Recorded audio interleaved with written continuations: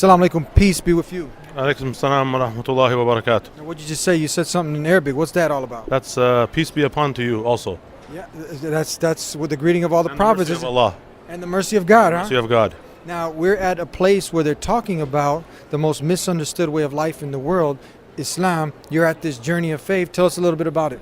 This is the third conference, the third year that they're having this conference, Journey of Faith. And the idea is to get the knowledge out there to the Muslims and even non-Muslims. Get the knowledge and get an understanding of Islam and benefit. Now, I heard that the non-Muslims, the not yet Muslims, they get in free, they get free food, they get hospitality. Is this true? You get the best hospitality. Even the speakers, like, it's even too much. Like, you get kind of embarrassed, you know what I mean?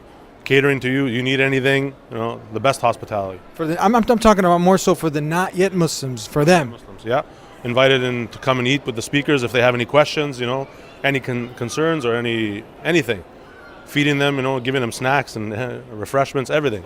Now be real with us. Tell us, did you hear any hate speech going on around here? No hate speeches, no. Just presenting Islam in the clear-cut way, the way that Islam is supposed to be presented. And inshallah. Now tell us, Yahya, can that be translated as Jacob in English? No, John. John or Yahya. Now, that was one of the prophets of God, wasn't it? One of the prophets of God, the son of Zechariah or Zacharias, and the cousin of Jesus, John the Baptist. That was one of the prophets of God. Now tell us, you weren't always a Muslim.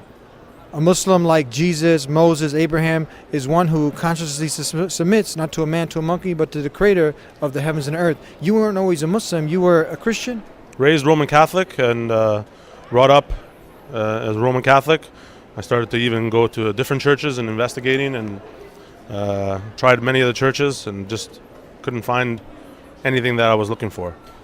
Father, Son, Holy Ghost, Trinity, salvation, in the death of Jesus, God coming down, committing suicide. Is this something that you believed before? This is not what I believed before, and that's one of the reasons why I actually was attracted to Islam. And even when I found the Quran in English translation, I found Islam. I said, this is what I actually am about. Like, this is what I believe already.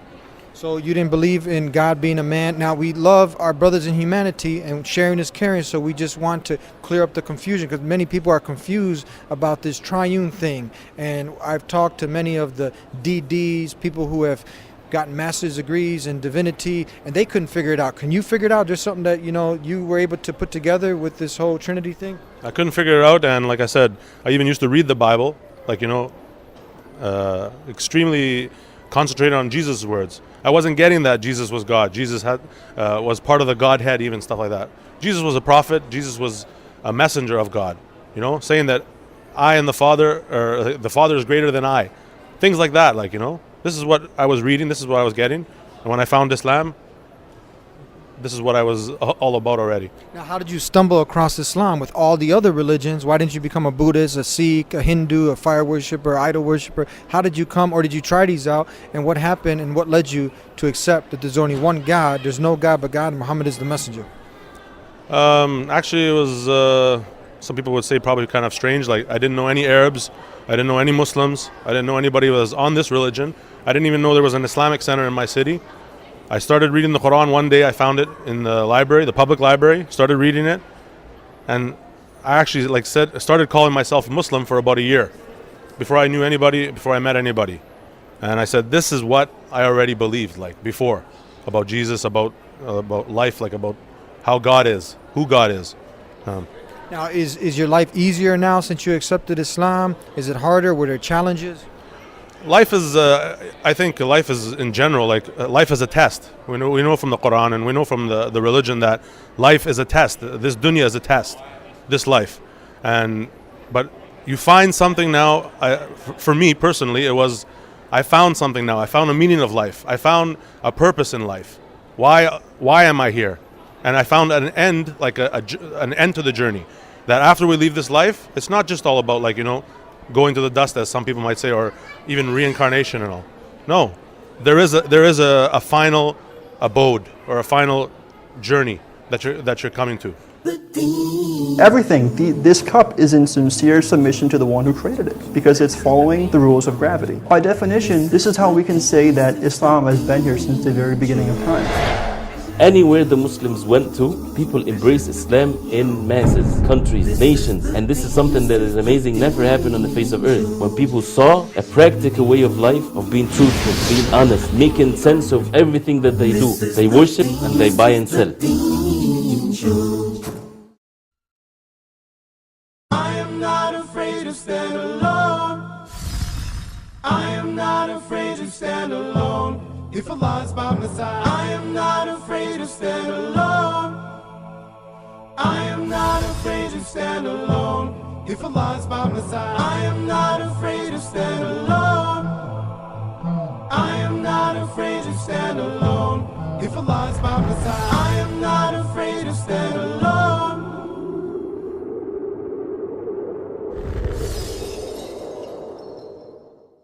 Now, some people don't know about the wonderful reverence that we have towards Jesus, peace be upon him. What do you believe about Jesus now as opposed to then? Mostly, I still believe the same thing that I believed about Jesus even when I was a non-Muslim. But now we have more respect, more reverence for Jesus as being the Messiah. Not the Son of God and, that God had a child, God had a son. But being the Messiah, being born of the Virgin Mary, right? Knowing that he's going to come back before the day of judgment, on the last day to this earth. He's going to come back again. Things like that. Now, tell us a few more questions. Tell us, it's very important. Some people think, Islam, it's an Arabic word. Islam is for the Arab. Allah is some moon god. What do you guys say about this? Islam means submission to God, compliance, obedience to God, only and only to God. Not to a man, not to a teacher, not to your forefathers, not to some culture, not to some group, and so on.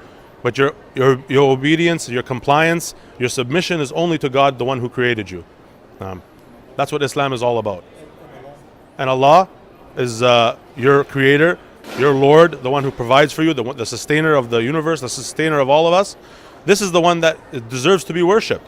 He is the only one that deserves to be worshipped, revered, with that ultimate reverence and submission to.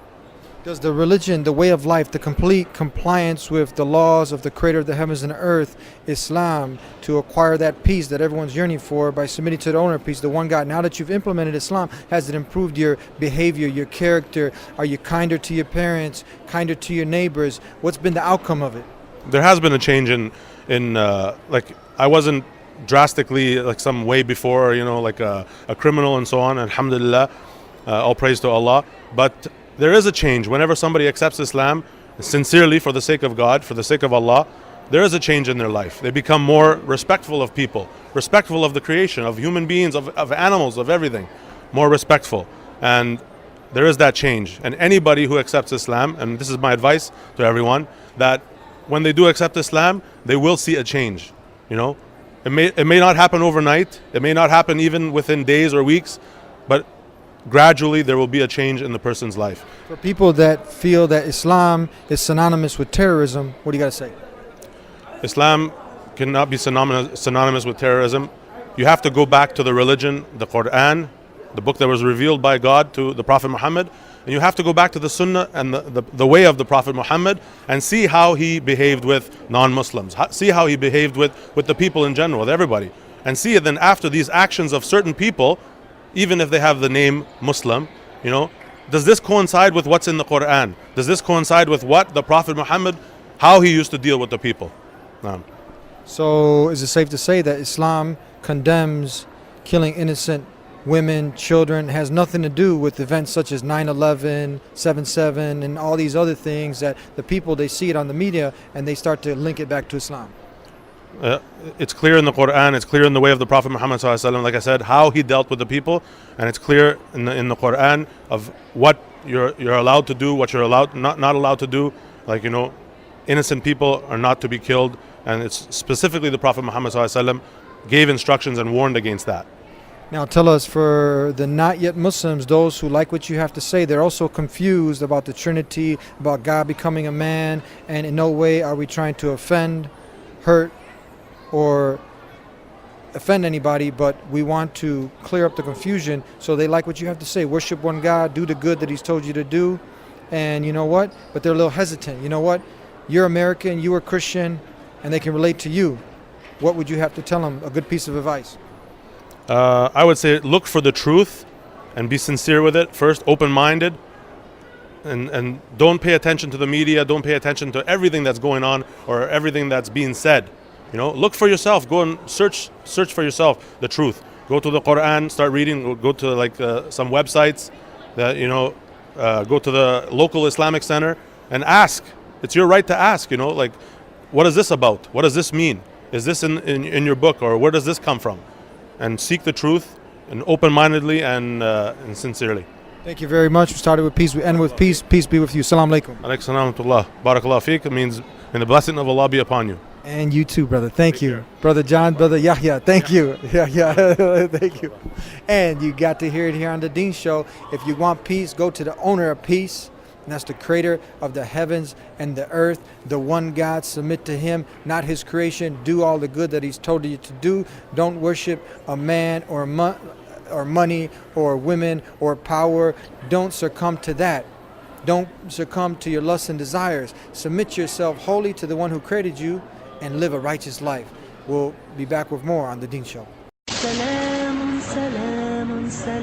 There'll always be someone that'll be there to say something negative, but at the same time, there'll be someone there to say something positive also. Just hold on to the rope of Allah. Everything in this universe rely and need Allah subhanahu wa ta'ala. The Quran says, don't kill women, don't kill children, don't kill the old people, don't attack the civilians. This is what the Prophet Muhammad told us. Ibn al-Qayyim rahimahullah said that the Prophet ﷺ never ever started a war against anybody.